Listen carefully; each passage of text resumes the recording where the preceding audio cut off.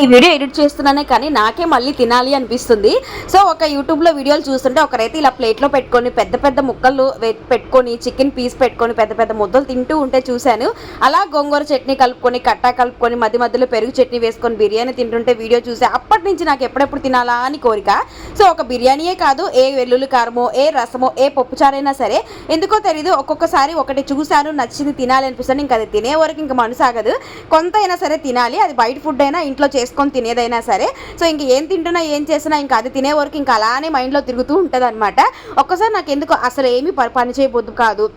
అలాగే ఏ ఫుడ్ తినబుద్ధి కానప్పుడు ఏమైనా వీడియోలు అలా స్క్రోల్ చేస్తున్నప్పుడు ఏమైనా కొంతమంది ఎవరైనా తినే వీడియోలు వంట వీడియోలు పెడతారు కదా, అవి చూసినప్పుడైతే నాకు ఎందుకో వాటంతటా అదే ఆకలేసేసిద్ది. సో మీలో ఎవరికైనా ఉందా ఇలాంటి అలవాటు? అది ఈ బిర్యానీ క్రేవింగ్. ఇంక మేము మా వారికి చెప్పి తెప్పించుకున్నా. ఇది చికెన్ ఫ్రైడ్ బిర్యానీ అనమాట, 180 రూపీస్ కేజీ. కొంచెం అయితే తినేసాను. వీడియోని సబ్స్క్రైబ్ అబ్బా. Bye bye.